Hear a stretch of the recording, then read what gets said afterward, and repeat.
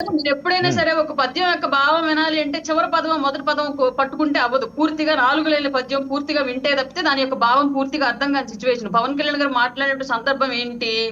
40 ఏళ్ళు ఉన్నటువంటి పార్టీని నిలబెడుతూనే మనం నిలబడ్డామంటే వాళ్ళ చెయ్యి మనం పట్టుకున్నాం, మన చెయ్యి వాళ్ళు పట్టుకున్నారు, ఇద్దరం కలిసి నిలబడ్డామని ఆయన క్లియర్ గా మాట్లాడారు. దాన్ని 40 ఏళ్ళున్న పార్టీని నిలబెట్టారని చెప్పేసి ఒకవైపు వాళ్ళు, అప్ప మనం నిలబెడితేనే నిలబడ్డారు మా వాళ్ళు ఒకవైపు ఇష్టారీతిగా రాజకీయ పరిపక్వత అనేది లేకుండా ఆయన స్పీచ్ ని పూర్తిగా వినకుండా కేవలం బిట్లు కట్లు వేసుకొని మాట్లాడుకుంటూ దాన్నే విపరీతమైన దుమారం జల్లుకుంటూ దానికి నాయకులు ఏం చేయలేరు. నాయకులకి సోషల్ మీడియాలో జరిగేటువంటి హైపులతో సోషల్ మీడియా జరిగే గొడవలతో పని లేదు. వాళ్ళకి సమస్యలు చాలా ఉన్నాయి రాష్ట్రంలో, వాటి గురించే పోరాడుతున్నారు, వాటి గురించి కొట్లాడుతున్నారు. వాటికి వాళ్ళు కూడా కేంద్రంలో వెళ్ళి కూర్చున్నారు రాష్ట్రం గురించి వెళ్ళి.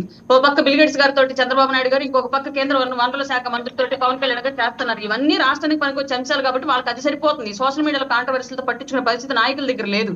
ఓకే. కాబట్టి ఎవరికి వాళ్లే మీకు మీరే స్వచ్ఛందంగా